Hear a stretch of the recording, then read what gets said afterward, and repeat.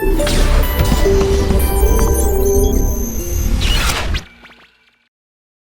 मेरे प्यारे दोस्तों, क्या हाल चाल है आपके। बहुत ही अच्छे होंगे आप सब। दोस्तों मैं हर्षित वापस से अभी प्रेजेंट हूँ आपके सामने।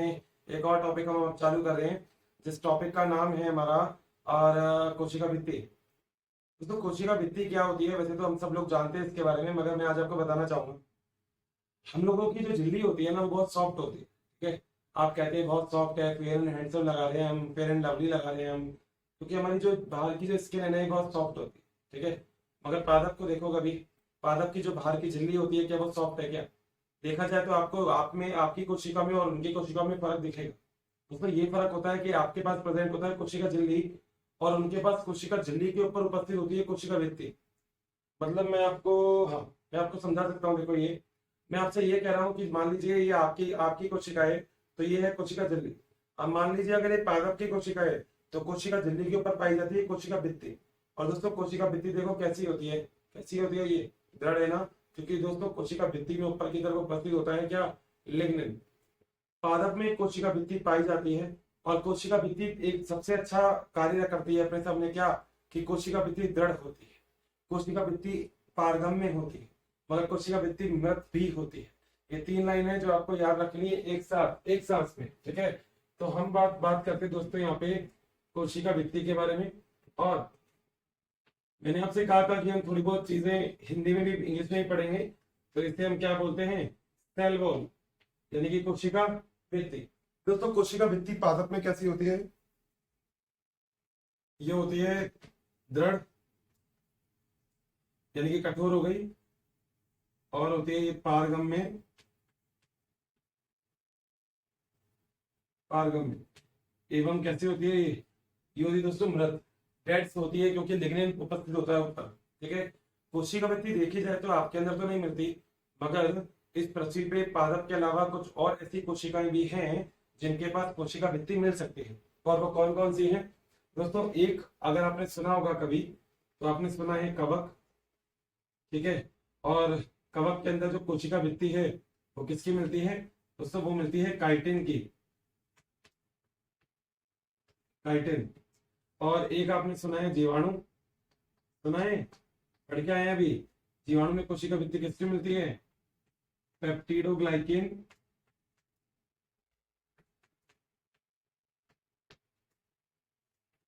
और तीसरी दोस्तों जो इसके अंदर होती है वो क्या, वो होती है पादप, जो अभी हम पढ़ रहे हैं। और पादप में कोशिका भित्ति किसकी पाई जाती है? सेल्यूलोज। ये तीन लाइन तो आपको याद रखनी है, ऐसे याद रखनी है जैसे मंत्र याद रहते हैं ना, ऐसे। तो ये तीनों लाइन तो आपको याद रखनी है कि पादप के अंदर जो कोशिका भित्ति होती है वो किसकी होती है? सेल्यूलोज की। कवक के अंदर जो कोशिका भित्ति होती है वो किसकी होती है? काइटिन की। और जीवाणु के अंदर जो कोशिका भित्ति होती है वो किसकी होती है? पेप्टिडोग्लाइकिन की। ये वही कोशिका भित्ति है जिनके से वो बाहर से कठोर दिखाते हैं अपने आप को। पादप तो नो डाउट कठोर ही दिखाते हैं अपने आप को, वो तो आप सबने देखा है, अपने घरों के आसपास देख लेना जरा जाके। अगली बात दोस्तों, कोशिका भित्ति जो होती है ना, वो कोशिका झिल्ली के ऊपर उपस्थित होती है, ये बात तो आपको पता है। अब मैं जो आपको बता रहा हूँ ना, वो चीज आपके समझने वाली है। क्या? अगर मैं आपको कभी भी कोई भी डायग्राम ड्रॉ करना चाहता हूँ इसका, तो मैं आपसे ये बोलूंगा कि मान लीजिए मेरे पास एक कोशिका ये है पादप की, और मेरे पास एक कोशिका ये है किसकी? पादप की। देख लिया आप सबको, ये दो कोशिकाएं मेरे पास किसकी? पादप की। अब पादप की ये दोनों कोशिकाएं, मान लीजिए ये कोशिका हो गई और ये कोशिका हो गई। दोस्तों इस कोशिका में मैंने इसको ऐसे दिखा दिया और ऐसे करके दिखा दिया। इसके अलावा इसमें इस तरीके से तीन स्तर और दिखा दिए, और मान लो मैंने ऐसे करके इन तीन स्तर को दिखा दिया,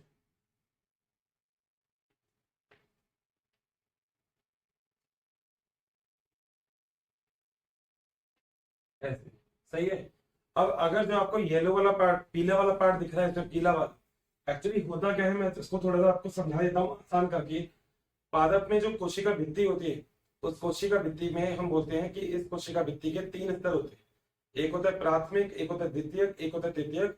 यानी कि प्राथमिक कोशिका भित्ति, द्वितीयक कोशिका भित्ति और तृतीयक कोशिका भित्ति। दोस्तों तीन प्रकार की कोशिका भित्ति होती है। एक तो कौन सी कोशिका भित्ति होती है पादप में? प्राथमिक कोशिका भित्ति।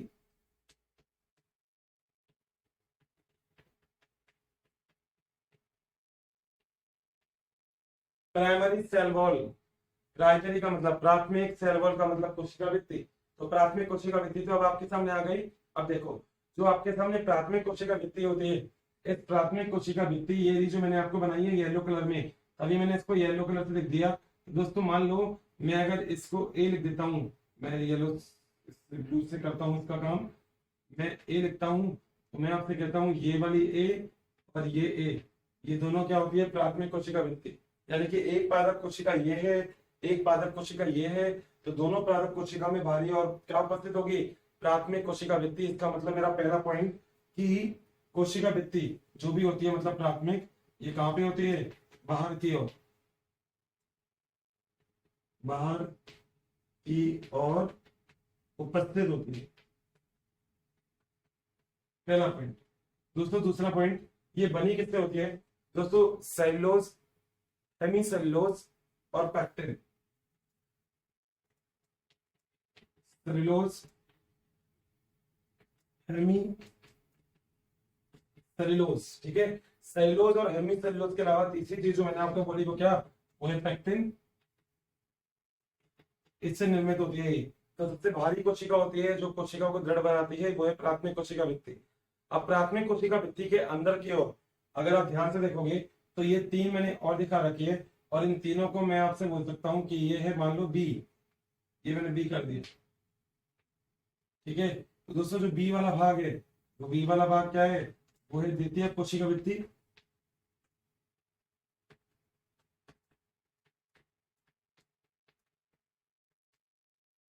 यानी कि सेकेंडरी सेल वॉल।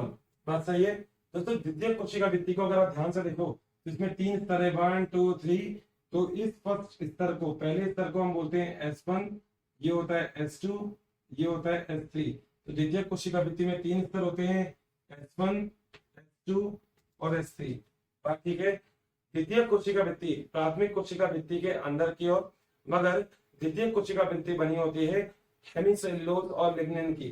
किसकी बनी होती है, ये बनी होती है हेमीसेलुलोज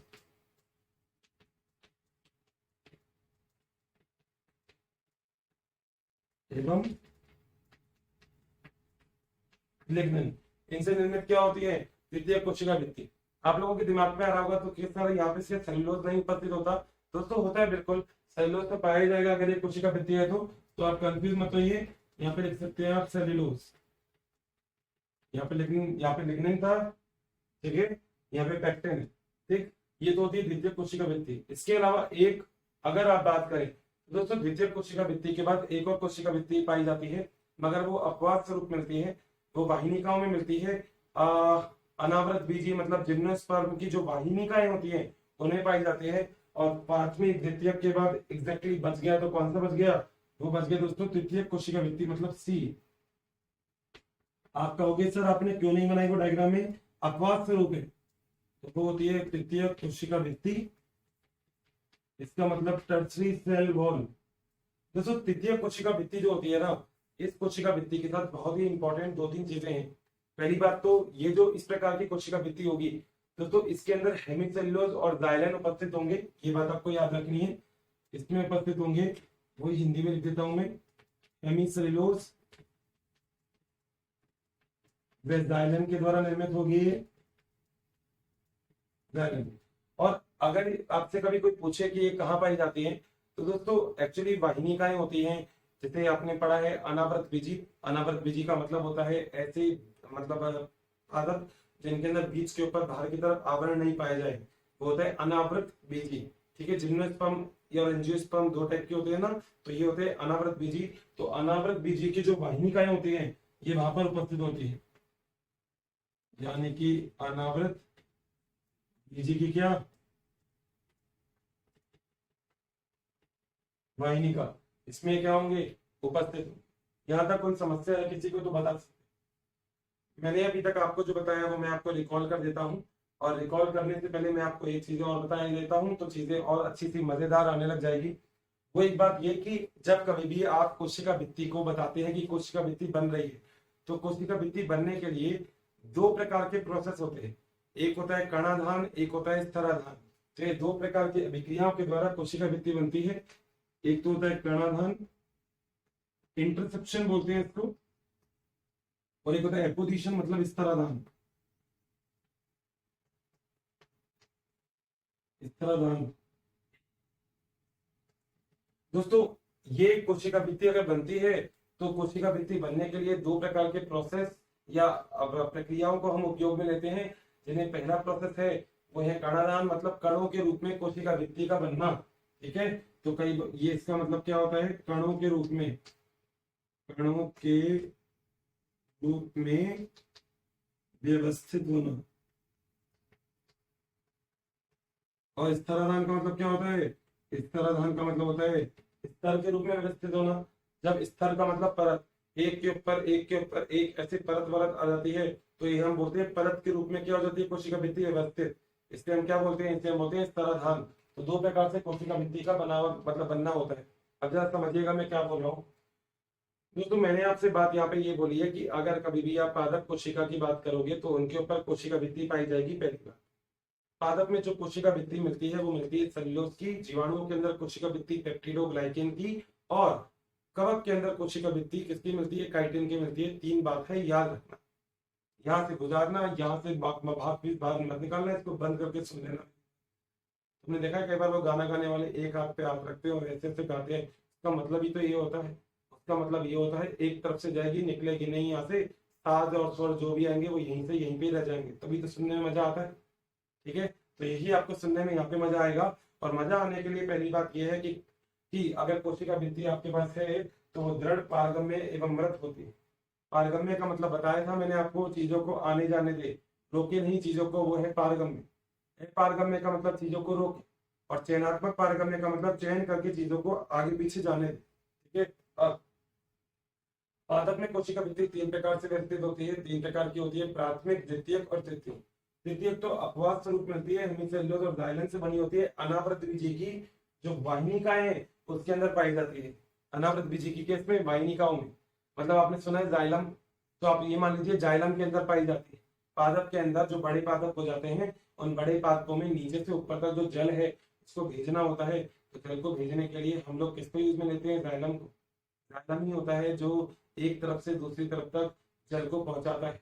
कि बड़े बड़े पादपों में कोई नीचे मोटर थोड़ी लग रही है कि मोटर चलाई और पानी ऊपर पहुंच गया। तो पानी के ऊपर पहुंचने के लिए क्या जरूरी होता है, वो है एग्जैक्टली जाइलम। और फ्लोएम क्या काम करेगा, भोजन को पहुंचाने का कार्य कौन करेगा, फ्लोएम। ये बात। अगली चीज, प्राथमिक कोशिका भित्ति बाहर की ओर उपस्थित होती है, सेल्यूलोज, हेमिसेल्यूलोज और पेक्टिन की बनी होती है। ये भी प्राथमिक कोशिका भित्ति। प्राथमिक कोशिका की भित्ति के अलावा ये जो तीन स्तर है किसके, द्वितीय कोशिका भित्ति के। द्वितीय कोशिका भित्ति में तीन स्तर होते हैं, S1, S2, S3। हमें लेयर या स्तर बोलते हैं इसके। सही है दोस्तों, प्राथमिक और द्वितीय कोशिका भित्ति मतलब ये तो आपने देख लिया। मगर अगर दो पादप कोशिकाओं की बात करूं तो दो पादप कोशिकाओं के मध्य में एक इस प्रकार से परत पाई जाती है। दिख रहा है दोस्तों, इसे हम बोलते हैं मध्य पट्टिका। क्या बोलते हैं, मध्य पट्टिका, मिडिल लैमेला। ठीक है, लिख रहा हूं मैं यहाँ पे इसको भी।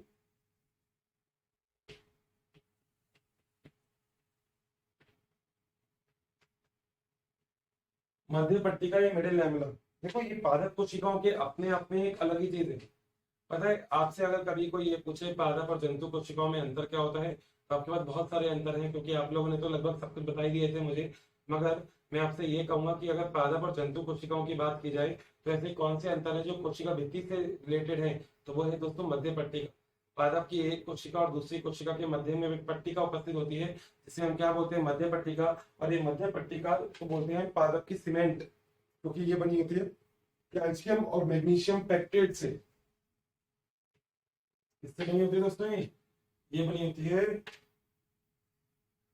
कैल्शियम और मैग्नीशियम पेक्टेट। और दोस्तों इसे बोलते हैं पादप सीमेंट। सीमेंट जानते हो, सीमेंट, बांगुर सीमेंट, सस्ता नहीं सबसे अच्छा, वही सीमेंट है ये। बांगुर से भी ज्यादा कठोर है ये पादप की एक कोशिका और दूसरी कोशिका के बीच में सीमेंट, जैसे आपने एक ईंट और दूसरी ईंट को चिपकाना है तो बीच में सीमेंट की परत लगा देते हो, ऐसे ही है कि एक कोशिका और दूसरी कोशिका को चिपका दिया तो उसके लिए क्या उपस्थित है, पादप सीमेंट। और इस पादप सीमेंट को क्या बोलते हैं, मध्य पट्टिका। और मध्य पट्टिका किससे बनी होती है, कैल्शियम और मैग्नीशियम पेक्टेट से। यहाँ तक कोई डाउट है तो बता दीजिए, सुन रहा हूं मैं, कोई भी समस्या है तो किसी को सब सुन रहे हैं मुझे, जितने ही बैठे हैं। वो आखिरी वाला तो है ही नहीं कोई, क्योंकि सब अकेले अकेले दो तीन बच्चे बैठे हो लगभग एक साथ। आखिरी वाला तो कोई नहीं है, अपन ऑनलाइन पढ़ रहे हैं तो। मगर फिर भी लगभग सबको समझ में आ रहा है जो मैं बता रहा हूँ आपको। आगे चलें। देखिए दोस्तों, इन इन दोनों के बाद मैं आपको एक बात और बोलूंगा। कई बार हम बोलते हैं कि जो पादप होता है ना, इसके अंदर गर्त भी उपस्थित होते हैं। गर्त का मतलब क्या होता है? पादप में कई बार कोशिका भित्ति में लिग्निन जो होता है वो एक जगह पे जम जाता है। यानी कि लिग्निन जो होता है ना, जैसे मैंने अभी आपको बताया, मान लीजिए ये है और ये जो ऊपर वाला भाग बता रहा हूँ ये है लिग्निन। तो लिग्निन का समान स्तर नहीं होता, कहीं पे लिग्निन ज्यादा, कहीं पे लिग्निन कम, कहीं पे लिग्निन ज्यादा, कहीं पे लिग्निन कम। तो वहां पे क्या होता है, गर्त दिखाई देते हैं, एक संरचना बन जाती है जिससे हम बोलते हैं गर्त। और ये दो प्रकार के गर्त होते हैं, एक होता है सरल गर्त और एक होता है परिवेशित गर्त। ठीक है, तो मैं अभी यहाँ पे बात कर रहा हूँ किसके बारे में? मैं यहाँ पे बात कर रहा हूँ गर्त के बारे में। गर्त। और दोस्तों गर्त कितने प्रकार के होते हैं? एक तो गर्त होते हैं कौन से? सरल गर्त। और एक गर्त कौन से होते हैं दोस्तों, बताओ तो जरा। एक गर्त होते हैं परिवेशित गर्त। अब आप कहोगे सर ये नई नई चीजें से कहाँ से ला रहे हो भाई, 11वीं में भी तो नए नए आए हो तुम। तो नए नए आए हो तो चीजें तो सारी नई नई आएगी, पुरानी कौन सी लाएंगे?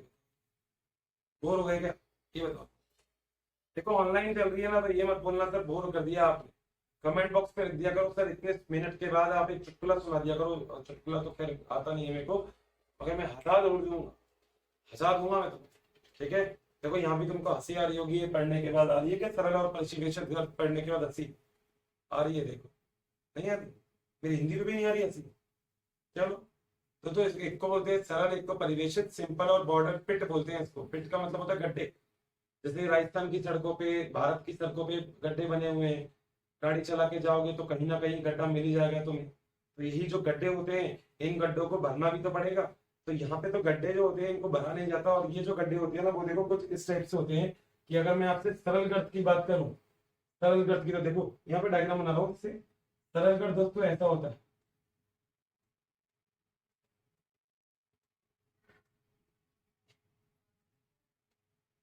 ये है सरल गर्त। यानी कि यहाँ से और यहाँ के बीच में आपको ये जो है ना, इसके बीच में मिल रहा है सरल गर्त। इसमें एक्चुअली क्या होता है, लंबाई में एक समान होते हैं। क्या होते हैं ये? लंबाई में एक समान। मैं लिख देता हूं यहाँ पे, ये लंबाई में समान। आप कहोगे सर हमें तो नहीं समझ आ रहा कैसे लंबाई में समान है। मैं दूसरा बना रहा हूँ, उसको बताना वो उसमें समझ में आया है उसमें भी नहीं आया है।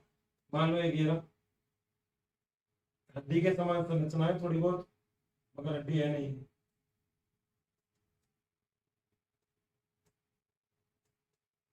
ठीक है,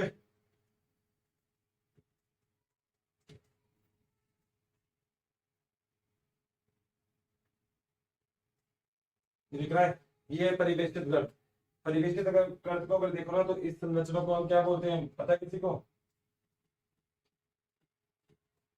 दोस्तों इस संरचना को बोला जाता है टॉरस। क्या बोला जाता है? टॉरस। बायोलॉजी में टै से वैसे बहुत कम वर्ड मिलेंगे, जिनमें दो वर्ड होते हैं, एक होता है टाइलोसिस और एक होता है टॉरस। ये जो शब्द मैंने आपको यहाँ पे दिखाया है, ये शब्द कौन सा है? ये शब्द है टॉरस का। कौन सा शब्द है? टॉरस। तो एक्चुअली क्या होता है, परिवेशित गर्त जो होते हैं, ये देखो पूरी तरफ से एक समान नहीं होते। ये एक जगह पे देखो कुछ ऐसे करके उभरा हुआ है। और उभरा हुआ क्यों होता है? क्योंकि यहाँ पे उपस्थित होता है सुबेरिन। ये अगर देखा जाए, यहाँ पे क्या उपस्थित है? सुबेरिन। राइटिंग समझ में आती है ना मेरी? इतनी ज्यादा अच्छी नहीं है, मगर मैं कोशिश कर रहा हूँ आपको सब कुछ समझ में आए। That's why I am using the colour chalk. जिंदगी रंगीन बनी रही तो कितना मजा आता है ना। डायग्राम भी रंगीन बने रहे तो मजा आता है। ये भी रंगीन ही रंगीन है तो आपको और मजा आएगा। सब कुछ रंग बिरंगा है, ये भी रंग बिरंगा ही है लगभग सब कुछ नहीं। तो रंग बिरंगे की बात से बात आपको समझ में आई होगी कि सरल गर्त तो वो होते हैं जो लंबाई में समान होते हैं, परिवेशित गर्त वो होते हैं जो लंबाई में क्या होते हैं? समान नहीं होते। और बीच में कुछ जगह पे ये ऐसे मोटा सा मिल जाता है ना, मोटा सा हो जाता है। ठीक है, अब दोस्तों होता क्या है पादप के अंदर? अगर आप पादप की परा संरचना की बात करो, भित्ति की, तो यहाँ पे बहुत सारी चीजें मिलती है। यहाँ पे पैक्टिल मिलता है, प्रोटीन मिलता है, वसा मिलता है, सुबेरिन मिलता है, लिग्निन मिलता है, सब कुछ मिलता है। यहाँ पर एक संधि और मिलती है जिसे हम बोलते हैं बीटा 1,4 लिंकेज, जिसकी वजह से ये आपसी जो कण हैं ये आपस में मिले हुए रहते हैं, संरचना बनी हुई रहती है। और पादप की जो भित्ति है वो अपनी संरचना को बनाए रखती है, क्योंकि भित्ति अपनी संरचना को बनाई रहेगी तभी भित्ति स्थायी होगी। तो भित्ति का स्थायी रहना बहुत जरूरी है। भित्ति अगर एक जगह पे स्थायी है तो बहुत जरूरी है। जैसे अगर मैं आपसे बात करूं संरचना की, तो मैंने अभी आपको यहाँ पे प्राथमिक कोशिका भित्ति बताई थी। मैं आपसे कहूंगा कि जो प्राथमिक कोशिका भित्ति है, इस प्राथमिक कोशिका भित्ति का निर्माण में हेमीसेल्यूलोज की मात्रा सबसे अधिक होती है। लगभग 60% तक हेमीसेल्यूलोज मिल सकता है प्राथमिक कोशिका भित्ति में। ये देखो यहाँ लिखा है हेमीसेल्यूलोज, 60% तक क्या मिल सकता है, हेमीसेल्यूलोज मिल सकता है 60%। वसा भी देखो एक्चुअली क्या होता है, मतलब आप ऐसा मानिए कि सब चीजें बनी होती है इन सब चीजों से, क्योंकि हम लोग क्या कहते हैं, हम लोग कहते हैं कि अगर कोशिका है तो उसके बाद प्रोटीन भी होगा, वसा भी होगा, विटामिन भी होंगे, मिनरल भी होंगे, सब कुछ होंगे, इनके बाद भी सब कुछ होता है।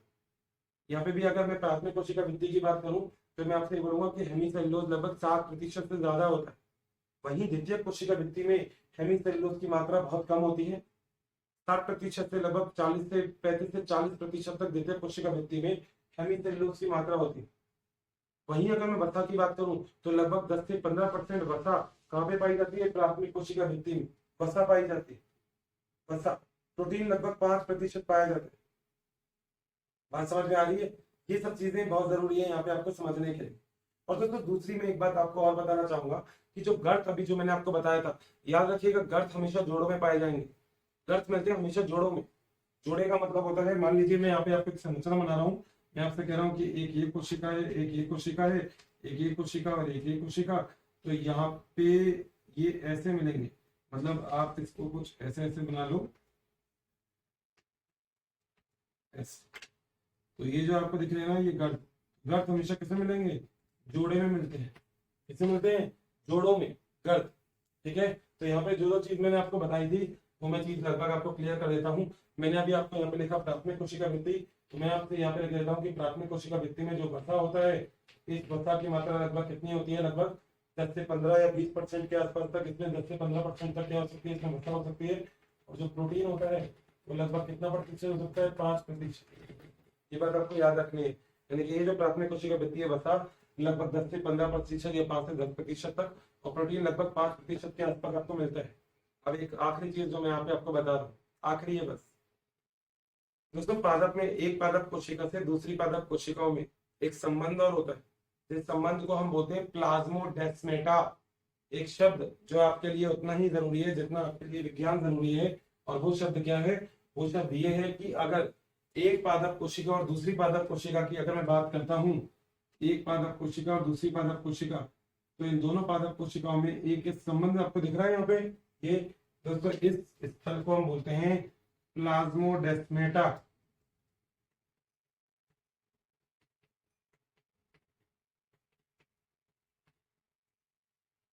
याद रखना आपको। चलिए एक बार रिकॉर्ड कर लेता हूँ 2 मिनट में पूरी चीज जो मैंने अभी आपको बताई। ठीक है, हम अभी बात कर रहे हैं कोशिका भित्ति की। कोशिका भित्ति होती है जो ठोस करवाती है। कोशिका भित्ति फेयर एंड लवली वालों के पास नहीं होती। जो फेयर एंड लवली लगाते हैं उनकी जो कोशिका झिल्ली होती है वो सॉफ्ट होती है। यहाँ पे कोशिका भित्ति बहुत ही टफ होती है, और बहुत ही टफ कोशिका भित्ति, बहुत ही दृढ़ कोशिका भित्ति अगर पाई जाती है तो दृढ़ कोशिका भित्ति इसलिए होती है क्योंकि उन दृढ़ कोशिका भित्ति में सेलुलोज और लिग्निन वगैरह ये सब कुछ पाया जाता है। इसलिए पादप में कोशिका झिल्ली के बाद कोशिका भित्ति होती है, और भी कई चीजें होती है जिनके अंदर कोशिका भित्ति पाई जाती है, आपको बता दिया मैंने। कोशिका भित्ति में अगर देखा जाए तो 3 परत पाई जाती है, प्राथमिक कोशिका भित्ति, द्वितीय कोशिका भित्ति और तृतीय कोशिका भित्ति। प्राथमिक कोशिका भित्ति के बारे में मैंने आपको बताया सबसे बाहर की ओर होती है, सेलुलोज, हेमीसेल्यूलोज और पैक्टिन से ये निर्मित होती है। हेमीसेल्यूलोज लगभग 60%, वसा लगभग 10 से 15 या 5 से 10% भी कई बुक में लिखा है। तो आप 5 से 10% या 10 से 15% जो आपको मन करे आप वो कर सकते हैं। जैसे रेफरेंस बुक की अगर मैं बात करूं तो मैं भी आपको यहाँ पे 5 से 10% लिख देता हूँ। 10% भी लिखोगे तो गलत नहीं है, 10%। प्रोटीन इसमें कितना प्रतिशत होता है, 5%।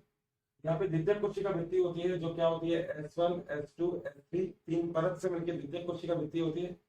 देख लेना दिक्कत हो तो S1, S2, S3 लिख रखा है, देखो मैंने यहाँ पे, क्लियर है। द्वितीय कोशिका भित्ति के बाद अगली चीज होती है तृतीय कोशिका भित्ति, यानी कि प्राथमिक, द्वितीय और तृतीय।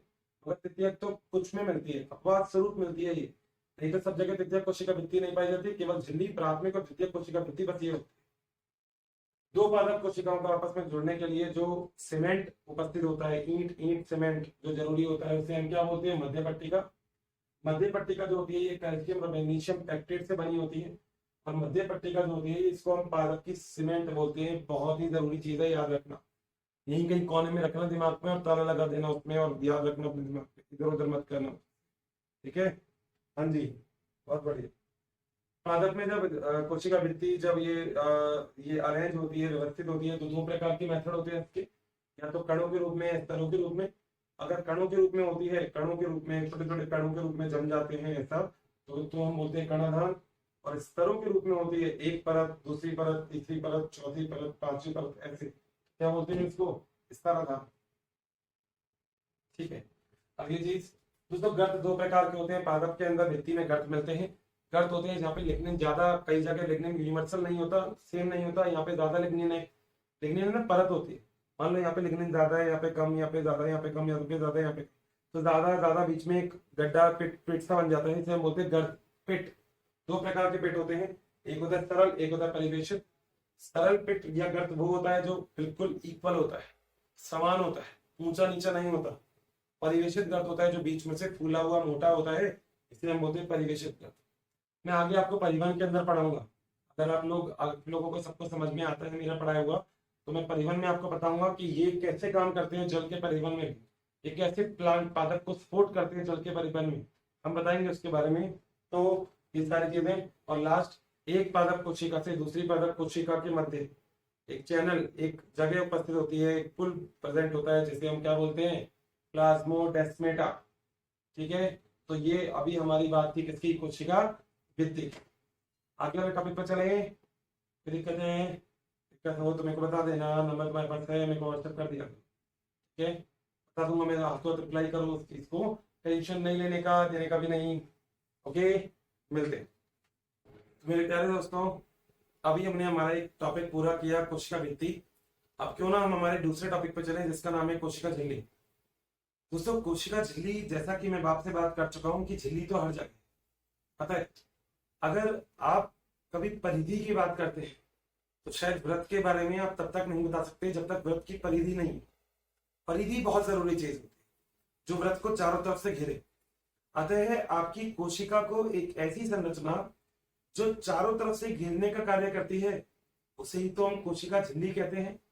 यानी कि कोशिका झिल्ली एक ऐसी संरचना है जो कोशिका को चारों तरफ से घेरने का कार्य करे। तो दोस्तों जो टॉपिक है हमारा आज का, उसका नाम क्या है, कोशिका झिल्ली।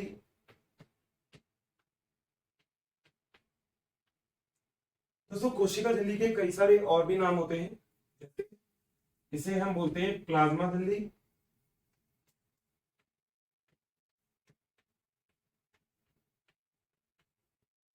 और इसे हम कह सकते हैं प्लाज्मा लेमा,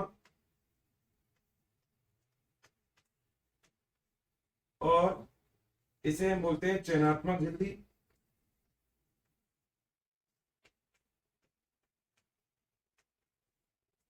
और इसे हम बोल सकते हैं सजीव झिल्ली,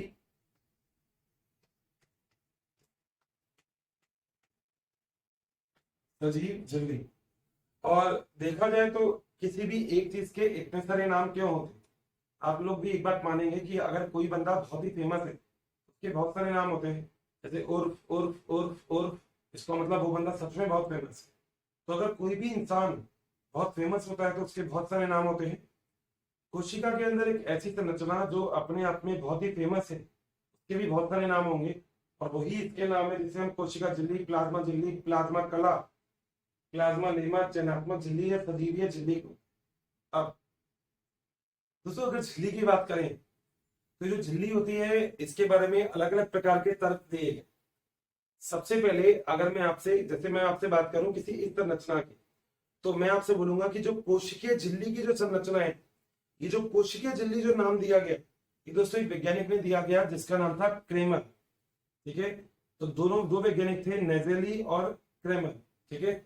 यहाँ पे बात करते हैं, अगर यहाँ पे पहली बात कर रहा हूं मैं कोशिका झिल्ली की, जो कोशिका झिल्ली नाम दिया गया वो किसने दिया, नेजेली और क्रेमर। तो कोशिका झिल्ली ये नाम दिया था किसने, नेजेली एवं क्रेमर। कोशिका झिल्ली को एक और नाम दिया गया था दोस्तों, जिसका नाम था इकाई कला, और इकाई कला नाम दिया था रॉबर्टसन ने। यहाँ पे एक और नाम लिख देता हूँ नीचे ही, एक और कर देते हैं, जिसका नाम है इकाई कला। और इकाई कला का नाम किसने दिया दोस्तों? ये दिया था नाम रॉबर्टसन ने। रॉबर्टसन ने कौन सा नाम दिया था? इकाई कला। इसका एक नाम आपको यहाँ पे और दिख रहा होगा जिसका नाम है प्लाज्मा लेमा। दोस्तों प्लाज्मा लेमा एक वैज्ञानिक थे जिनका नाम था प्लोवर। उन्होंने नाम क्या दिया था? Plasma lemma. तो एक नाम और है यहाँ पे जो किसने दिया? प्लोवर ने। इन्होंने नाम क्या दिया? Plasma lemma. समझिएगा किसी चीज के इतने सारे नाम हैं तो इसका मतलब ये है कि वो चीज अपने आप में बहुत ही विशिष्ट है। अगर वो चीज बहुत विशिष्ट है इसका मतलब उसके अंदर कुछ ऐसे गुण हैं जो गुण उसको विशिष्टता प्रदान करते हैं। अब जब ऐसी बात हुई, जब कोशिका की खोज हुई, तो कोशिका झिल्ली के बारे में भी दुनिया ने पता करना चालू कर दिया। सब लग गए अपने आप को बोला ये आ जाओ कर क्या हो गया कर कोशिका की खोज हो रही है, फटाफट आओ कुछ और खोज करते। हमने कोशिका की झिल्ली की खोज करना चालू की। दोस्तों कोशिका झिल्ली की खोज करने में 3 वैज्ञानिकों, मतलब मैं ओवरऑल आपसे बात करूं तो इस 3 मॉडल का हम लोग बहुत इंपॉर्टेंट रोल मानते हैं। जिनमें जो पहला मॉडल होता है जो कोशिका झिल्ली को बताने के लिए बहुत जरूरी होता है, उस मॉडल को हम क्या बोलते हैं? उस मॉडल का नाम होता है डैनियल और डेविसन का प्रारूप, और इसे हम बोलते हैं सैंडविच प्रारूप। ठीक है, तो पहला मैं मॉडल आपको बता रहा हूं, ए कौन सा है दोस्तों? सैंडविच प्रारूप।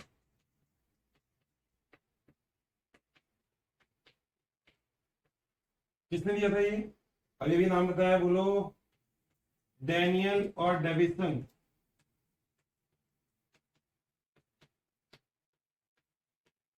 इन्होंने कौन सा प्रारूप बताया था? सैंडविच प्रारूप। अब सैंडविच प्रारूप को एक नाम और बोलते हैं, और सारे नाम क्लियर करूंगा। देखो इसका एक नाम और है, इसका नाम है PLLP प्रारूप।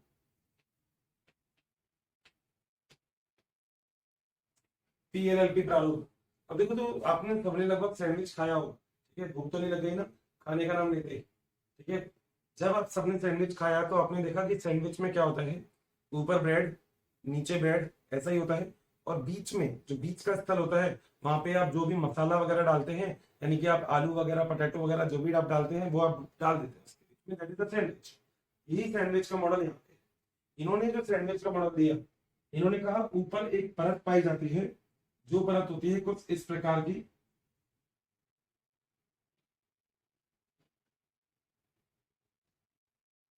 इस प्रकार की, और ये परत होती है दोस्तों प्रोटीन की परत। कैसी परत? प्रोटीन। और इन्होंने ये जो प्रोटीन बताए थे ना, इन्होंने कहा ये प्रोटीन किसी और आकार के नहीं, ये होते ग्लोब्यूलर प्रोटीन, ग्लोब की तरह।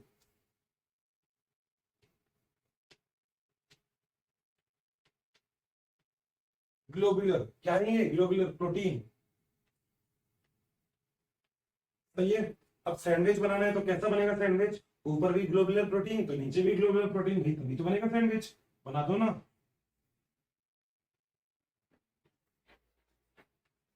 बना दिया। अब इन दोनों सैंडविच के बीच में इस तरीके की ये आप एक संरचना बना सकते हैं।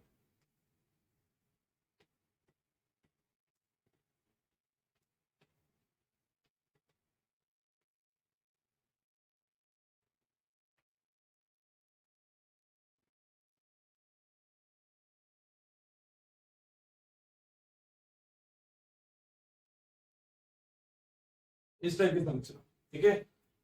जो ये मिल रहा है ये भी आपका प्रोटीन मिलता है, नीचे वाला भी क्या है? प्रोटीन है, ठीक है।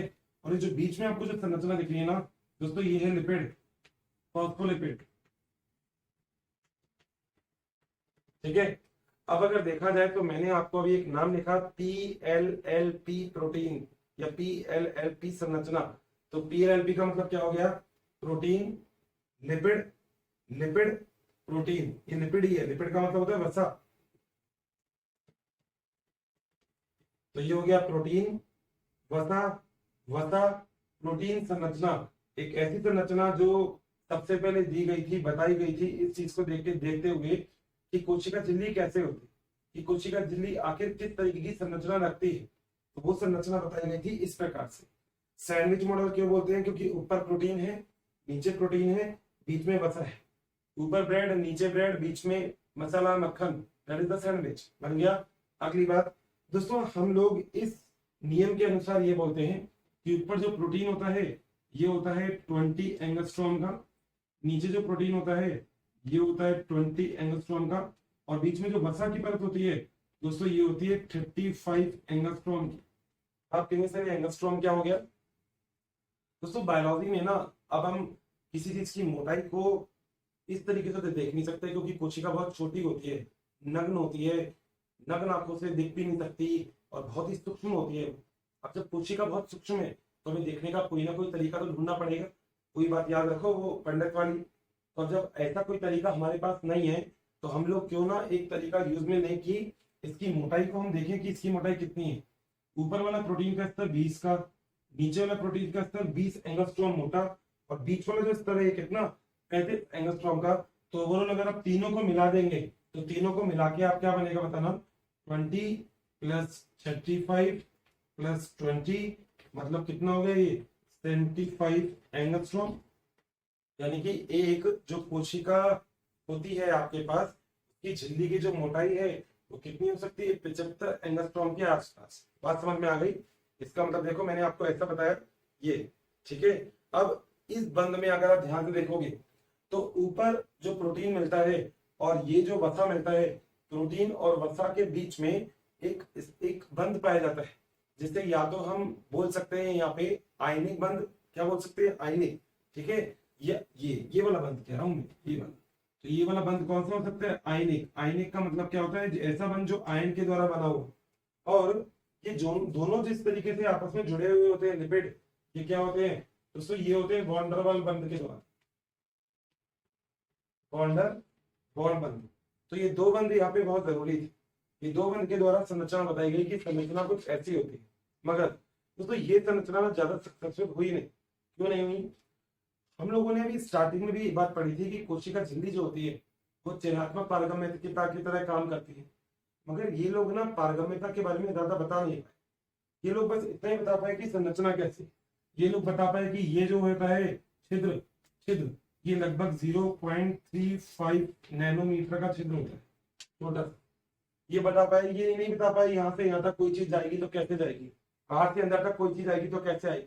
सोच के देखना, अगर मैंने एक कमरा बना दिया और कमरे में मैंने गेट नहीं बनाया और कमरा बना दिया बस, तो क्या वो वाला कमरे का मॉडल क्या सक्सेसफुल होगा? क्या वो विकसित होगा? नहीं होगा ना। आप भी नहीं मानोगे उस कमरे को कमरा। क्यों नहीं मानोगे? क्योंकि उस कमरे में आने और जाना यानी कि परिवहन तो क्लियर ही नहीं है। इसी चीज को ध्यान में रखा गया आगे आने वाले मॉडलों में।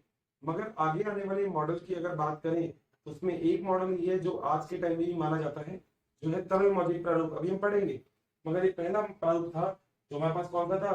डैनियल और डेविसन का प्रारूप। और इस प्रारूप को हम क्या बोलते हैं? Sandwich model. क्योंकि प्रोटीन प्रोटीन और बीच में क्या होती है? वसा। इसलिए मॉडल का नाम क्या हो गया? सैंडविच प्रारूप। ऊपर जो प्रोटीन होंगे वो ग्लोबुलर होंगे, गोल गोल से। कितनी मोटाई होगी? 20 एंगस्ट्रॉम। नीचे वाले प्रोटीन की भी कितनी? 20। बीच में कितना? 35, 35, 20, 20, 35, कितना हो गया? 75। मोटाई इतनी होती है। छिद्र पाए जाते हैं। मगर परिवहन के बारे में तो बात हुई नहीं। परिवहन के बारे में तो बात करो, कमरा बता दिया तो कैसे आएंगे कैसे जाएंगे वो तो बताओ, नहीं बता पाए। अगला दोस्तों एक मॉडल और आया था इसके बाद ही, जिस मॉडल का नाम क्या है? जिस मॉडल का नाम है रॉबर्टसन का इकाई करार प्रारूप। मैंने यहाँ पे भी आपको लिखा। तो अगला जो मॉडल है हमारे पास वो कौन सा है दोस्तों? वो है रॉबर्टसन। और रॉबर्टसन का इसी मॉडल को मैंने आपसे बोला था हम कौन सा, ये वांडरवाल है। रॉबर्टसन के इसी मॉडल को दोस्तों हम क्या नाम देते हैं? इसको हम बोलते हैं इकाई कला।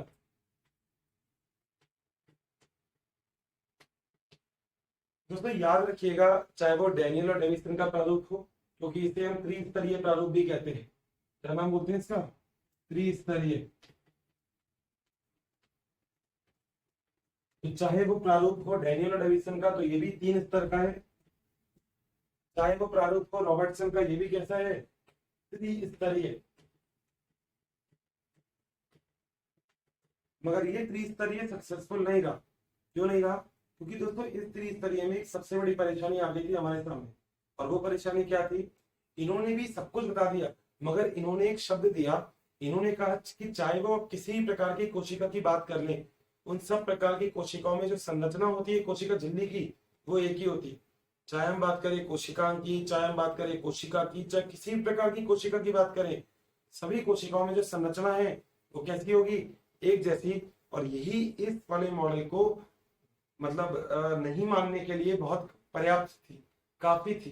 तो ये इन्होंने बोला कि हमारे प्रारूप जो है उसमें त्रिस्तरीय होता है, यानी कि ऊपर तो वही है प्रोटीन, बीच में वही है वसा, और नीचे भी क्या है प्रोटीन। मगर इन्होंने भी एक बात तो क्लियर की नहीं थी, इन्होंने कहा था कि हमें ये नहीं पता कि यहाँ पे परिवहन कैसे होगा। संरचना जरूर कुछ अलग अलग कुछ सेम सेम बताई थी इन्होंने, मगर वापस से एक ही चीज कि आखिर झिल्ली काम कैसे करती है। दोस्तों मोबाइल का पास होना जरूरी नहीं है, मोबाइल पे काम करना आना चाहिए। कंप्यूटर का पास होना जरूरी नहीं है, कंप्यूटर पे सही काम करना आना चाहिए। यही सही काम हमको इन दोनों मॉडल के बाद एक तीसरे मॉडल में मिला, जिसे हम क्या बोलते हैं, तरल मौजेक प्रारूप। और ये मॉडल किसने दिया था, सिंगर और निकोलसन, दो वैज्ञानिकों ने। तो दो मॉडल तो मेरे पीछे अभी आप देख रहे हो, तीसरे मॉडल को अब हम जरा आगे देखते हैं। मैं आपसे हमेशा से एक बात करता हूं, बस वो वाली बात याद रखना कि अगर किसी भी पॉइंट में कोई भी दिक्कत आए तो सीधा सीधा बोल देने का कि सर वापस समझा दो, नहीं आया। मेरा कॉन्टेक्ट नंबर है आप सबके पास, तो अगर आप में से किसी को परेशानी होगी तो मैं बैठा हूँ उस चीज के लिए, ठीक है। आप पूछेंगे नहीं तो फिर मुझे पता कैसे लगेगा कि आपको कितना समझ में आ रहा है। मगर याद रखिएगा, पढ़ना है, पूरा पढ़ना है, ऐसा पढ़ना है कि चैप्टर कंप्लीट होने के बाद नीट का कोई भी क्वेश्चन कहीं से भी आ जाए तो अपन निपटा दें उसको। बस इतनी सी बात है अपने पास, इतना सा काम करना है बस अपन, ठीक है भाई। तो यहाँ तक की ये बात क्लियर है, चलिए अब आगे, चलिए चलते हैं, ठीक है जी। बात कर लेते हैं अब इससे आगे। देखिए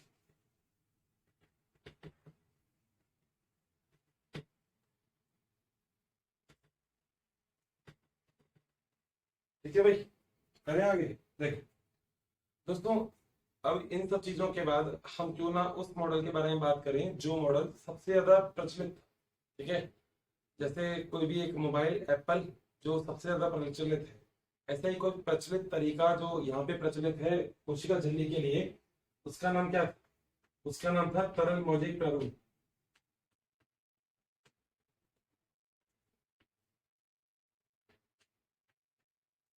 ये दोस्तों तरल मौलिक प्रारूप का इंग्लिश में नाम था फ्लूइड मोज़ेक मॉडल।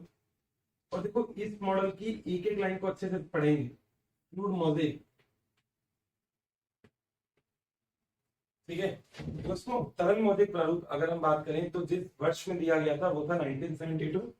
तो 1972 में ये तरल मौलिक प्रारूप दिया गया। और आप विश्वास करिए इस बात का कि ये प्रारूप पढ़ने के बाद आप कोशिका के अंदर किस तरीके से कोई भी पदार्थ का आगमन होता है, हम उस चीज को बहुत अच्छे से समझ लेंगे, ठीक है। अब देखिएगा दोस्तों, तरल मौलिक प्रारूप जो दिया गया, उस तरल मौलिक प्रारूप के अनुसार हम लोग ऐसा बोलते हैं कि जो कोशिका होती है उसके चारों तरफ झिल्ली उपस्थित होती है। अब ये जो झिल्ली होती है इसमें तीन प्रकार की चीज मान लो आप। एक तो दोस्तों होता है यहाँ पे क्या, प्रोटीन, सही है। एक होता है वसा, ये लिपिड। और एक होता है दोस्तों कार्बोहाइड्रेट।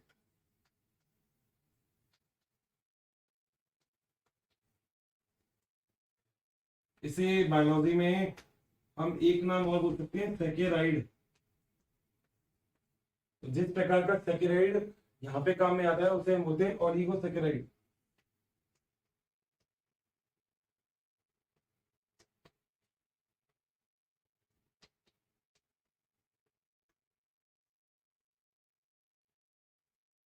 बताऊंगा अभी मैं क्या होता है, ठीक है। सबसे पहले तो मैं मॉडल की बात करता हूँ कि इसका मॉडल दिखता कैसे। देखो दोस्तों, इन्होंने जो अपना फ्लूइड मोज़ेक मॉडल बताया, इन्होंने कहा था कि मेरा मॉडल जो है उसमें प्रोटीन, कार्बोहाइड्रेट और वसा तीनों चीज मिलेंगी। जो मेरे पास प्रोटीन होंगे वो प्रोटीन दोस्तों इन्होंने तो देखो दो प्रकार के बताए थे, ठीक है, दो प्रकार के। एक प्रोटीन तो इन्होंने बताए थे अंतर्वेशी प्रोटीन, और एक इन्होंने बताए थे सतही प्रोटीन। अंतर्वेशी प्रोटीन को इंग्लिश में बोला जाता है इंट्रिंसिक प्रोटीन। इंट्रिंसिक मतलब अंदर, और सतही प्रोटीन को बोल सकते हैं हम कौन सा, सरफेस प्रोटीन या एक्सट्रेंसिक प्रोटीन, जो सतह सतह पे। यहाँ तक की बात क्लियर है? कोई डाउट है तो बताइए। कोई भी दिक्कत अगर आती है, आपको लगता है कि नहीं सर ये वाली चीज तो नहीं समझ में आई, तो बता सकते। बोर हो गए क्या पढ़ते पढ़ते, ये बताओ पहले। अब यार देखो, झिल्ली नहीं पढ़ेंगे तो फिर कोशिकांग का नंबर नहीं आएगा, और कोशिकांग का नंबर नहीं आएगा तो कैसे समझोगे कि भगवान ने तुम्हारे अंदर क्या चीज दी। ये ऊपर वाला ईश्वर, खुदा, अल्लाह ने आपके शरीर में आखिर ऐसी कौन सी चीज दी है जो आपको सबसे अलग बनाती है। उस एक चीज की विशेषता ही तो है ये जो हम यहाँ पे पढ़ रहे हैं। तो देखो बायोलॉजी मजेदार क्यों है कि बायोलॉजी में हम लोग अपने बारे में पढ़ते हैं। अगर मैं तुमसे तुम्हारे बारे में बात करूं तो तुम ये बोलोगे अरे सर बड़ा मजा आ रहा है, आप तो मेरे से ना मेरे बारे में बात किया करो सर, मेरे से और कोई बात मत करो, क्योंकि अपनी बढ़ाई सुनना तो हर किसी को पसंद है। नहीं, अब यहाँ पे बायोलॉजी में ये जो बढ़ाई है ना, ये इसकी बढ़ाई है। मतलब ये मैं मान लो मैं आपकी खुद की बढ़ाई कर रहा हूँ, कि आपके अंदर ये उपस्थित है जो हम यहाँ पे पढ़ रहे हैं। ठीक है, तो अब होते कैसी संरचना, जरा उस संरचना को देख लेते हैं। फटाफट से संरचना टाएंगे। देखो दोस्तों, होता क्या है कि यहाँ पे इस प्रकार की तो लिपिड की जो होती है ना, वो एक संरचना होती है ऐसे। ठीक है, और लिपिड की संरचना के बाद यहाँ पे मैं दूसरे कलर से बताता हूँ, यहाँ पे इस प्रकार से प्रोटीन में मिलते हैं। अलग अलग बुक्स में अलग अलग प्रकार के डायग्राम आपको मिलेंगे। डायग्राम तो वो जो हमें चीजें समझा देता हो कि क्या, बस उतना तो याद रखना है और कुछ नहीं। ठीक है,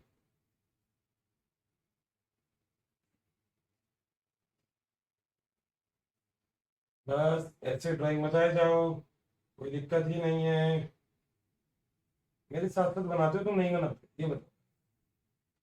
नहीं, टाइम पास तो नहीं कर रहे ना तुम, कर रहे हो क्या? बायोलॉजी बोरिंग नहीं है, बायोलॉजी बहुत इंटरेस्टिंग है। अगर बायोलॉजी को बस पढ़ा थोड़ा सा तरीके से जाए।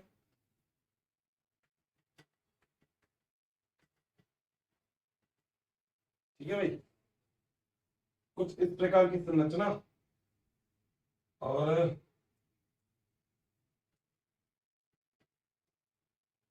दिख रहा है ना वो भी।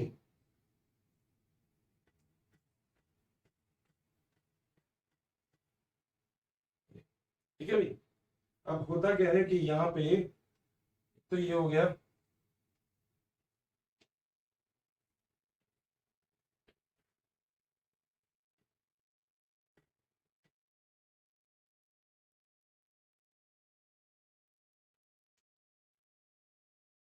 ठीक है।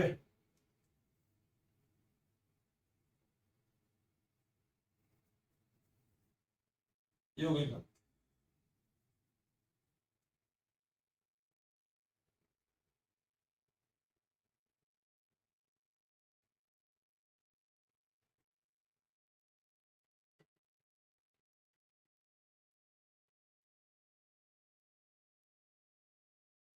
ठीक है भाई, ऐसी एक संरचना है जो इन्होंने बताई थी कि कोशिका की झिल्ली की संरचना कैसी होती है। दोस्तों इसमें आपको जो चीज दिख रही है ना, देखो मैं उसके बारे में यहाँ पे ही नामांकन कर देता हूँ। सबसे पहले तो ये जो मिल रहे हैं ना, ये आपको मिलते हैं प्रोटीन, और इस प्रकार के प्रोटीन को हम अंतर्वेशी प्रोटीन या टनल प्रोटीन कहते हैं। तो ये अंतर्वेशी प्रोटीन भी है, इसमें कंफ्यूज मत हो।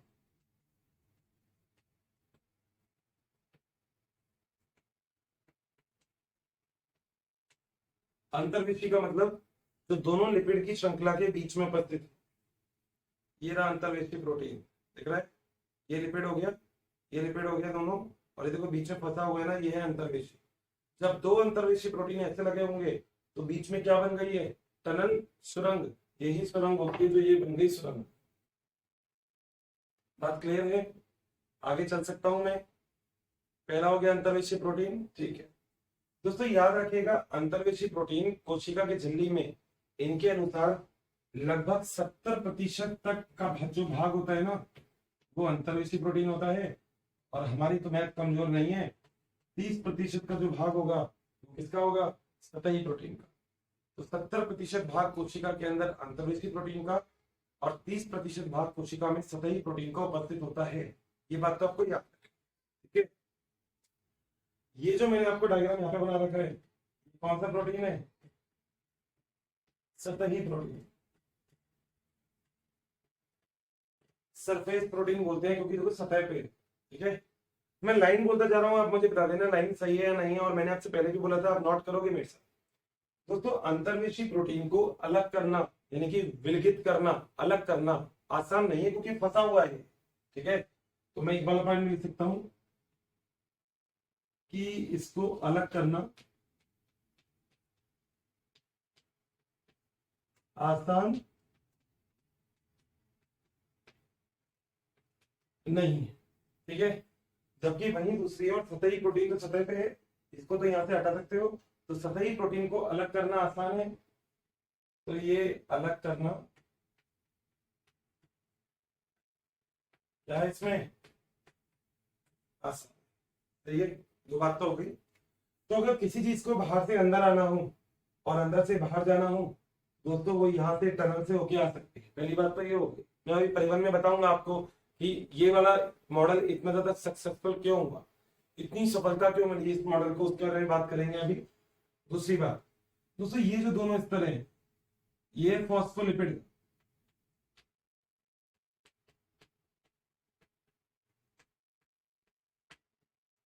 और फॉस्फोलिपिड का ये वाला भाग, ये दोनों, ये गोला गोला वाला भाग है ना, ये दिख रहा है, ये तो है जलग्राही भाग। कौन सा भाग है? जलग्राही।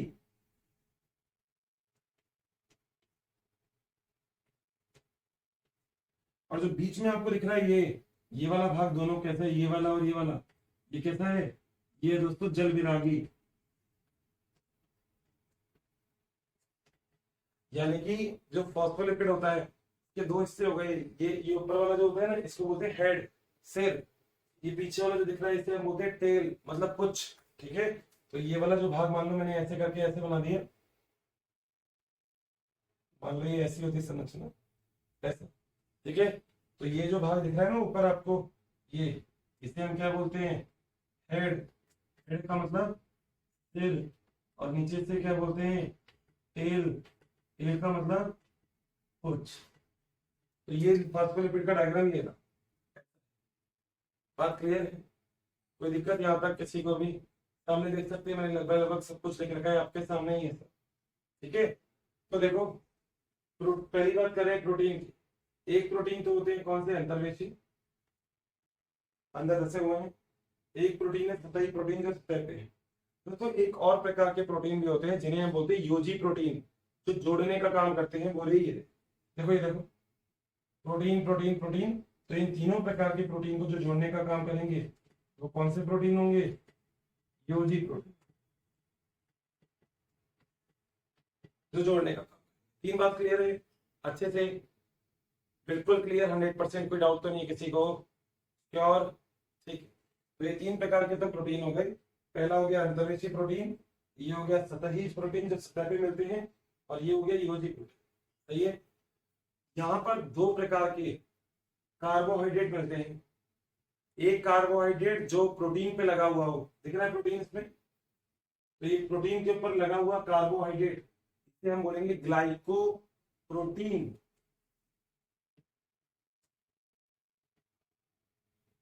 इसे हम क्या बोलेंगे?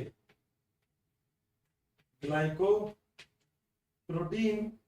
और ऐसा कार्बोहाइड्रेट जो लिपिड के ऊपर या वसा के ऊपर लगा हुआ है, इसको हम बोलेंगे ग्लाइकोलिपिड।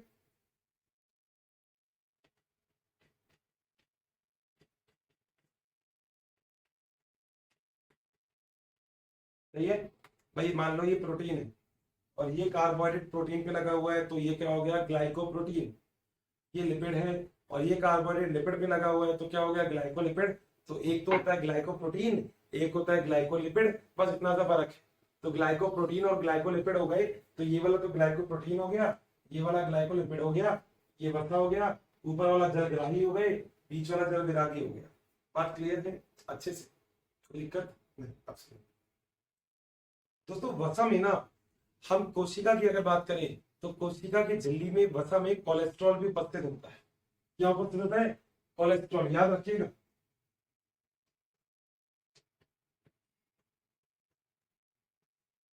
खुरदरा भाग बनाता है ये, मगर ये झिल्ली को स्थायी करता है। यानी कि अगर मैं आपके सामने झिल्ली की बात करूं, ये देखो झिल्ली है, मैं आपसे झिल्ली की बात करूं तो मैं आपसे बोल सकता हूं कि इस झिल्ली को स्थायी करने का काम कौन कर रहा है, कौन कर रहा है, कोलेस्ट्रॉल। तो सही है ना। तो कोलेस्ट्रॉल स्थायी करने का काम कर रहा है किसको, झिल्ली को। इसका मतलब कई बार ऐसे क्वेश्चन पूछे जाते हैं कि ऐसा कौन से अवयव है जो वसीय अवयव कोशिका झिल्ली में उपस्थित होता है। तो याद रखना, झिल्ली का एक अवयव जिसे हम क्या बोलते हैं, कोलेस्ट्रॉल। ठीक है, मगर दोस्तों ये चीज जो कोलेस्ट्रॉल की है ये केवल पाई जाएगी प्रोकैरियोटिक कोशिका में। मगर मान लीजिए अगर मैं यूकैरियोटिक कोशिका की बात कर रहा हूं तो उसमें क्या उपस्थित होगा, उसमें भी तो कुछ उपस्थित होना चाहिए दोस्तों। प्रोकैरियोटिक कोशिकाओं में, क्योंकि ये वाली बात तो किसमें हो गई, यूकैरियोटिक में। मगर प्रोकैरियोटिक कोशिका में जो उपस्थित होता है उसे हम क्या बोलते हैं, उसे बोलते हैं हैप्नॉइड। क्या बोलते हैं, हैप्नॉइड। ये हैप्नॉइड जो होते हैं ये स्टीरोल होते हैं, और ये किसमें, प्रोकैरियोटिक कोशिकाओं में।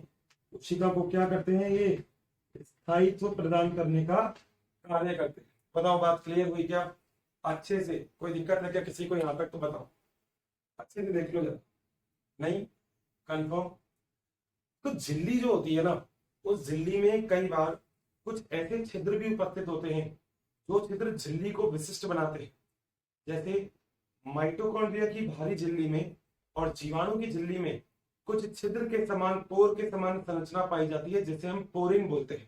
क्या बोलते हैं, पोरिन। क्या बोलते हैं, पोरिन। तो यहाँ पे मैं आपको ये वाली चीज दिख रहा हूं कि जीवाणु और माइटोकॉन्ड्रिया की बाहरी झिल्ली में, याद रखना, एक पोर छिद्र पाया जाता है जिसे हम क्या बोलते हैं, पोरिन पाया जाता है, PORIN।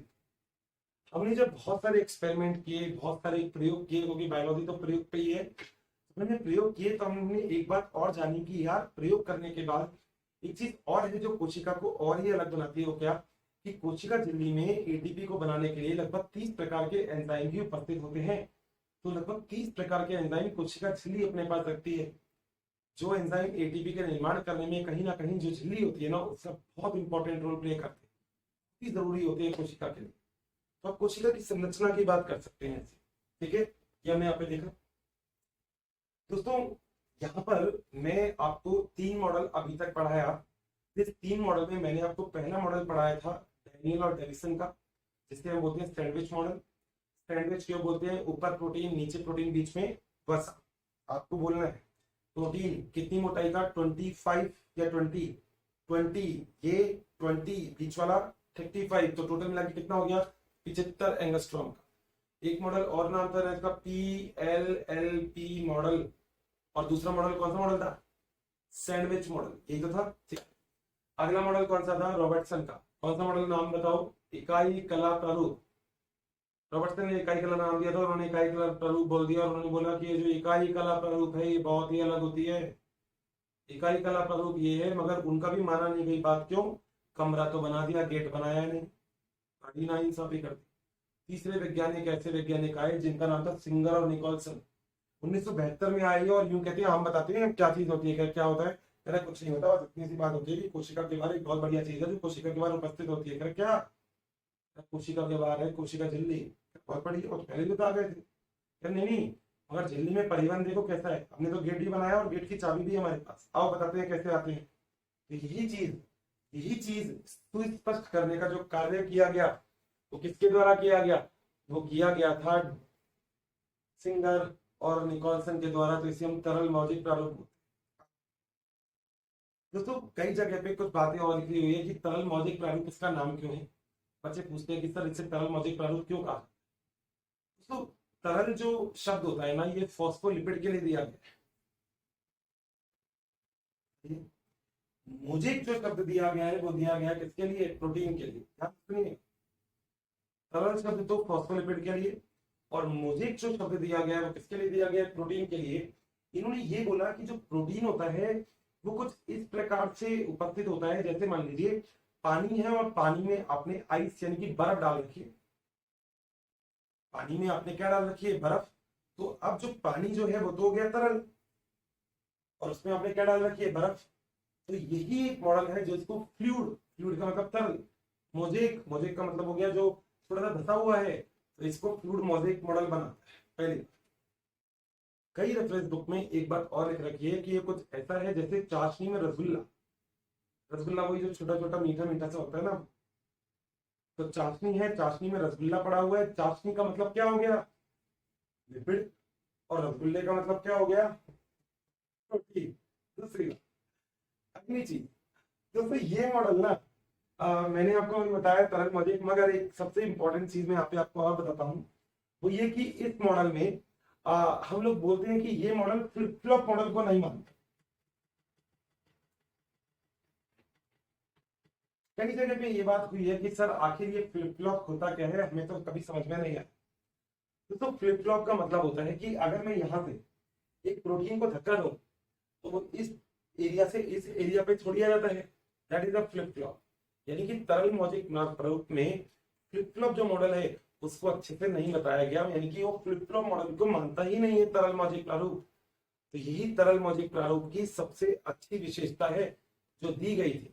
यही तरल मौलिक प्रारूप को बाकी और प्रारूपों से अलग बनाता है। यही बताता है कि परिवहन कैसे होता है। यही बताता है कि प्रोटीन दो प्रकार के हैं, अंतर्देशीय और सतही। यही कहता है सतही प्रोटीन 30%, 30% होते हैं, और अंतर्देशीय प्रोटीन कितने परसेंट है? 70% है। यही कहता है कि अंतर्देशीय प्रोटीन जो होते हैं ऐसे पड़े हुए हैं जैसे आइस, बर्फ, और उसके ऊपर जो पड़ा हुआ है क्या, जिसमें वो पड़े हुए हैं वो पानी, पानी मतलब ये एक संरचना दी गई थी, ये एक तरीका था जो बताया गया था, ये एक मेथड था जो क्लियर किया गया था, एक चीज जो तरल मौलिक प्रारूप को अलग बनाती है। मगर जब हम इस तरल मौलिक प्रारूप की बात कर लेते हैं तो हमें आगे अब समझना है कि सर तो आखिर अब परिवहन क्या होता है वो भी बता दीजिए। ये तो अब हो गया, तो हम परिवहन की बात करेंगे। तो दोस्तों अब आगे चलते हैं हम और टॉपिक डिस्कस करते हैं, कौन सा? परिवहन। डाउट है तो प्लीज बताना मुझे, कैसे भी, आइदर व्हाट्सएप। आगे चलते हैं, चलो।